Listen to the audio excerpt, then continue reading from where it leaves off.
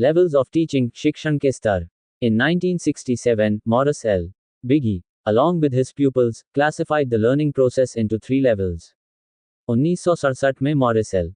बिगी ने अपने विद्यार्थियों के साथ मिलकर अधिगम प्रक्रिया को 3 स्तरों में वर्गीकृत किया. 1. मेमोरी लेवल, स्मृति स्तर.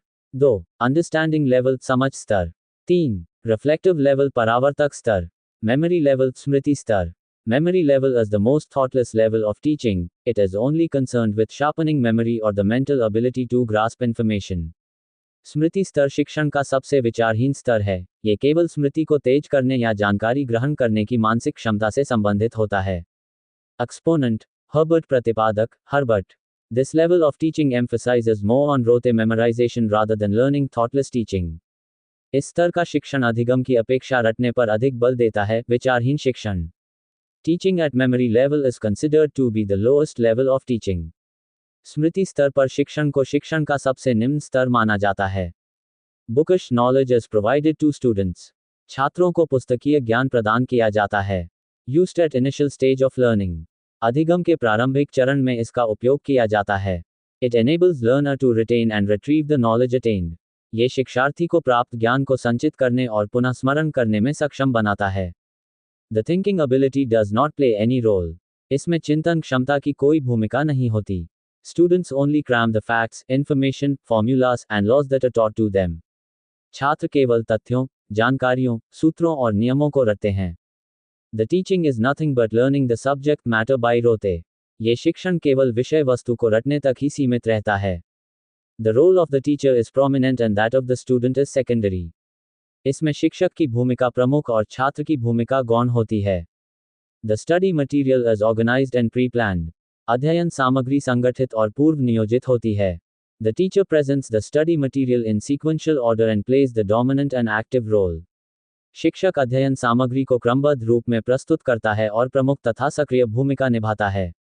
Advantages, लाभ. It is useful for children at lower classes because their intellect is under development. ये निम्न कक्षाओं के बच्चों के लिए उपयोगी है क्योंकि उनकी बौद्धिक क्षमता विकासशील होती है. Teacher is free to make choices of subject matter, plan it and present it at his will. शिक्षक विषय वस्तु का चयन, योजना और प्रस्तुति अपनी इच्छा से कर सकता है. The knowledge attained at this level forms the basis for the future learning. इस स्तर पर प्राप्त ज्ञान भविष्य के अधिगम का आधार बनता है. It acts as an initial step for understanding and reflective level of teaching. ये समझ स्तर और परावर्तक स्तर के शिक्षण के लिए प्रारंभिक चरण का कार्य करता है. Help learners to learn new concepts. ये शिक्षार्थियों को नई अवधारणाएं सीखने में सहायता करता है. It is prerequisite for understanding level. ये समझ स्तर के लिए पूर्वापेक्षा है. Disadvantages, हानियां. It does not contribute in development of learners' capabilities. ये शिक्षार्थियों की क्षमताओं के विकास में योगदान नहीं देता. Knowledge gained at this level does not prove to be helpful in solving real-life situations as it doesn't improve learners' capabilities. इस स्तर पर प्राप्त ज्ञान वास्तविक जीवन की समस्याएं हल करने में सहायक नहीं होता क्योंकि यह क्षमताओं का विकास नहीं करता. Teacher plays the dominant and active role which makes it less interactive and one-sided. शिक्षक की प्रमुख और सक्रिय भूमिका इसे कम संवादात्मक और एक तरफा बना देती है. This level does not provide any intrinsic motivation to learners. ये स्तर शिक्षार्थियों को आंतरिक प्रेरणा प्रदान नहीं करता. It promotes cramming and ignores understanding of concept. ये रटने को बढ़ावा देता है और अवधारणा की समझ की उपेक्षा करता है. Understanding level, उल्ट समझ स्तर. In the understanding level of teaching, students must acknowledge the implication of concepts, interpret the relationship between elements, and apply concepts, facts, and principles. समझ स्तर के शिक्षण में छात्रों को अवधारणाओं के निहितार्थ को समझना, तत्वों के बीच संबंधों की व्याख्या करना तथा अवधारणाओं, तथ्यों और सिद्धांतों का प्रयोग करना होता है. Exponent, मॉरिसन प्रतिपादक, Morrison. It is memory plus insight thoughtful teaching. ये स्मृति के साथ अंतर्दृष्टि का समावेश है, विचारशील शिक्षण. It focuses on mastery over subject. यह विषय पर अधिकार प्राप्त करने पर बल देता है. New knowledge acquired is related to the previous knowledge attained. नया अर्जित ज्ञान पूर्व प्राप्त ज्ञान से संबंधित होता है. Learners are required to comprehend the facts to understand the meaning of different concepts and their relationships. शिक्षार्थियों को विभिन्न अवधारणाओं और उनके संबंधों के अर्थ को समझने के लिए तथ्यों की समझ आवश्यक होती है. Teacher plays a significant role but not so dominant. इसमें शिक्षक की भूमिका महत्वपूर्ण होती है, परंतु अत्यधिक प्रभुत्वशाली नहीं. Learners play active role. शिक्षार्थी सक्रिय भूमिका निभाते हैं. It's best for students with higher cognitive ability and memory levels. यह उच्च संज्ञानात्मक क्षमता और स्मृति स्तर वाले छात्रों के लिए उपयुक्त है. Students at this stage can think, imagine, present things logically and evaluate the relationship between elements and principles. इस स्तर पर छात्र सोच सकते हैं, कल्पना कर सकते हैं, तार्किक रूप से बातें प्रस्तुत कर सकते हैं तथा तत्वों और सिद्धांतों के बीच संबंधों का मूल्यांकन कर सकते हैं. There is an active role of both student and teacher in assimilating facts. तथ्यों के आत्मसात करने में शिक्षक और छात्र दोनों की सक्रिय भूमिका होती है.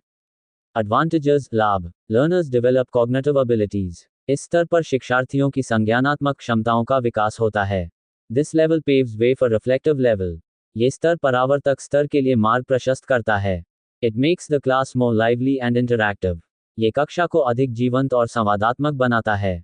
Develops intellectual behavior of learners. ये शिक्षार्थियों के बौद्धिक व्यवहार का विकास करता है. Learners do not learn by rote, they understand the facts, its purpose and use.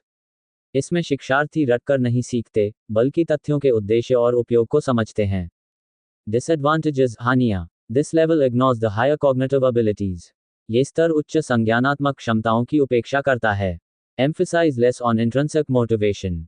इसमें आंतरिक प्रेरणा पर कम बल दिया जाता है. Individualized learning doesn't take place. व्यक्तिगत अधिगम नहीं हो पाता. Teaching at this level is subject centered. इस स्तर का शिक्षण विषय केंद्रित होता है. Reflective level परावर्तन स्तर. Exponent, Hunt घातांक प्रवर्तक, Hunt. This level is considered as the highest level of teaching as it includes both memory and understanding level of teaching. Highly thoughtful, इस स्तर को शिक्षण का सर्वोच्च स्तर माना जाता है क्योंकि इसमें स्मृति स्तर और समझ स्तर दोनों सम्मिलित होते हैं. अत्यधिक विचारशील. It is a problem-centric approach, therefore students are assumed to adopt research approach to solve a particular problem. यह एक समस्या केंद्रित दृष्टिकोण है, इसलिए छात्रों से किसी विशेष समस्या को हल करने के लिए अनुसंधानात्मक दृष्टिकोण अपनाने की अपेक्षा की जाती है. Classroom environment is open and independent. कक्षा का वातावरण खुला और स्वतंत्र होता है. It comprises highest level of learning by developing new insight. यह नई अंतर्दृष्टि विकसित करके अधिगम के सर्वोच्च स्तर को सम्मिलित करता है. Subject matter is unstructured and open-ended so helps in development of insight. विषय वस्तु असंरचित और खुली होती है, इसलिए अंतर्दृष्टि के विकास में सहायता मिलती है. It is the highest level of learning that includes both MLT and ULT. यह अधिगम का सर्वोच्च स्तर है जिसमें MLT और ULT दोनों सम्मिलित हैं. Students go beyond the normal understanding of the concept, they are keen on doing proper research and adopting a problem-centric approach to learning. छात्र संकल्पना की सामान्य समझ से आगे बढ़ते हैं, वे उचित अनुसंधान करने और अधिगम में समस्या केंद्रित दृष्टिकोण अपनाने के लिए उत्सुक रहते हैं. The reflective level of teaching is to encourage students to solve their problems by logic, reasoning, and imagination.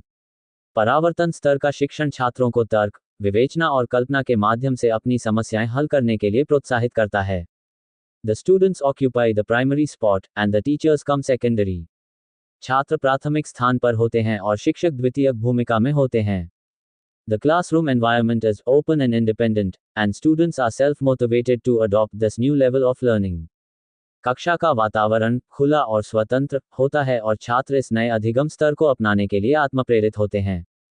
To test, teachers should include high-order cognitive skills like reasoning, creativity, problem thinking, and critical thinking.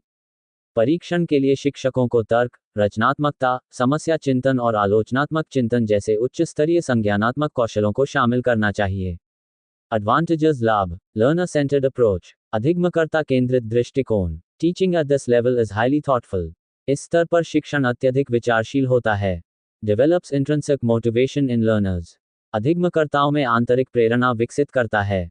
Develops problem solving ability. समस्या समाधान क्षमता विकसित करता है. Useful for gifted learners. प्रतिभाशाली अधिगमकर्ताओं के लिए उपयोगी. Caters creativity. रचनात्मकता को बढ़ावा देता है. Disadvantages, हानियां. It is limited to higher classes as it requires high order thinking abilities.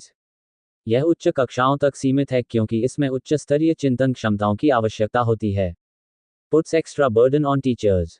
शिक्षकों पर अतिरिक्त बोझ डालता है. It is a time consuming process.